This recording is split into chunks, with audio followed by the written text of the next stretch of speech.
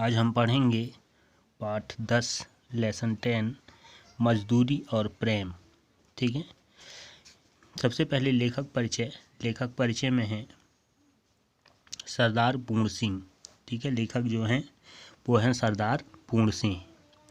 सरदार पूर्ण सिंह का जन्म सलहंड गांव जिला एबटाबाद पाकिस्तान में सन 1881 में हुआ। द्विवेदी युगीन निबंधकारों में पूर्ण सिंह का महत्वपूर्ण स्थान है। हाई स्कूल परीक्षा उन्होंने रावलपिंडी से उत्तीर्ण की। बाद में उच्च अध्ययन के लिए जापान गए। निबंधों में उपदेशात्मकता के साथ साथ मानवीय आदर्शों की गंध भी मिलती है। इनके प्रमुख निबंध हैं कन्यादान, पवित्रता, आचरण की सभ्यता तथा सच्ची वीरता। भाषा एवं भावों का अद्भुत समन्वय इनके निबंध में मिलता है। मानवीय गुणों के पक्षधर पूर्ण सिंह जीवन की सच्चाई को यथार्थ के धरातल पर आंदोलित करते हैं। इनकी मृत्यु 31 मार्च 1931 को हुई। ठीक है, जो लेखक हैं सरदार पूर्ण सिंह। सरदार पूर्ण सिंह जिनका जन्म हुआ सलहड़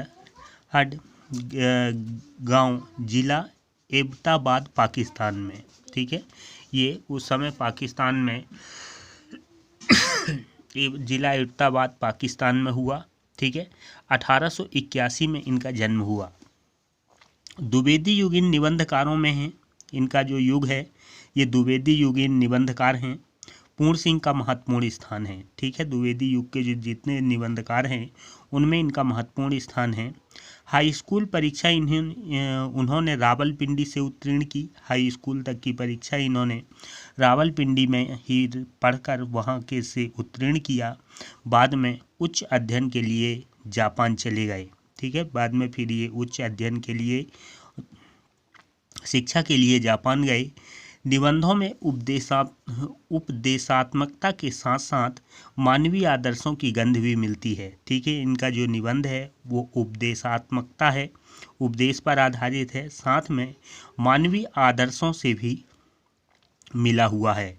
इनके प्रमुख रचना हैं, जो महत्वपूर्ण रचना है कन्यादान, पवित्रता, आचरण की सभ्यता तथा सच्ची वीरता। भाषा एवं भावों का अद्भुत समन्वय इनके निबंध में मिलता है। ठीक है, जो महत्वपूर्ण रचना है इनकी कन्यादान, पवित्रता, आचरण की सभ्यता और सच्ची वीरता, ये महत्वपूर्ण रचना है। भाषा और भावों का अद्भुत समन्वय इनके निबंध में मिलता है। मानवीय गुणों के पक्षधर जो सरदार पूर्ण सिंह हैं जीवन की सच्चाई को यथार्थ के धरातल पर आंदोलित करते हैं। ठीक है, इन्होंने ये बताया कि जो जीवन की सच्चाई है वो यथार्थ के धरातल पर किस प्रकार आता है। और इनकी मृत्यु 31 मार्च 1931 को हुई। और इनकी जो मृत्यु है वो 31 मार्च 1931 की को हुआ। केंद्रीय भाव है। प्रस्तुत निबंध में मजदूरी और प्रेम को केंद्र में रखकर मानवीय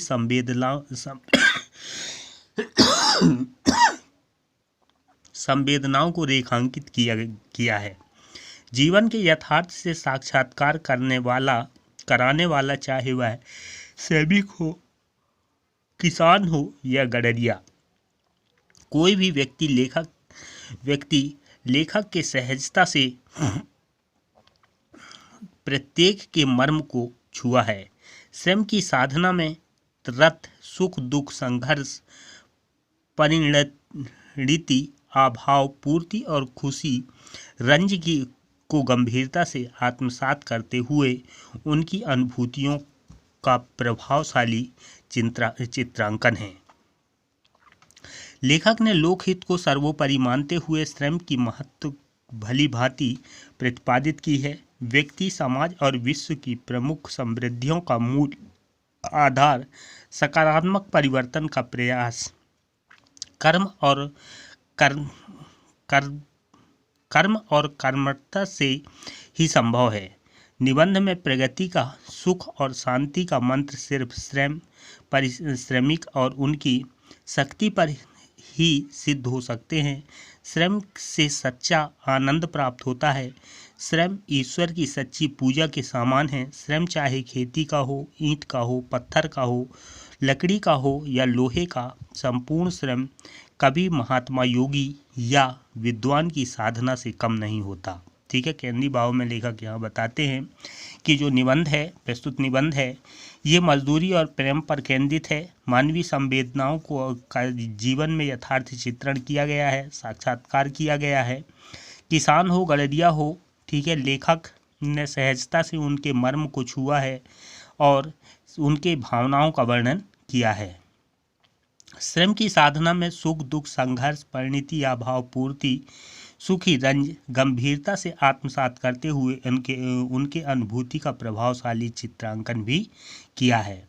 लेखक ने लोकहित को सर्वोपरि मानते हुए श्रम की महत्ता को भलीभांति प्रतिपादित किया है। व्यक्ति, समाज, विश्व समृद्धि का मूल आधार सकारात्मक परिवर्तन का प्रयास कर्म, ठीक है, से ही संभव है, ये बताया है। निबंध में प्रगति, सुख, शांति का मंत्र, ठीक है, श्रमिक और उनकी शक्ति से सिद्ध हो सकते हैं। ये बताना चाहते हैं कि अगर हमें प्रगति का मार्ग प्राप्त करना है तो उनके श्रम और उसकी शक्ति से प्राप्त होगा।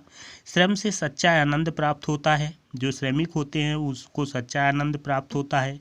श्रम ईश्वर की सच्ची पूजा के समान है। श्रम जो है वो ईश्वर की सच्ची पूजा के समान है। श्रम चाहे खेती का हो, ईंट के हो, पत्थर का हो, लकड़ी का हो, लोहे का हो, ठीक है, किसी भी प्रकार का श्रम हो, संपूर्ण श्रम कभी महात्मा योगी या विद्वान की साधना से कम नहीं है।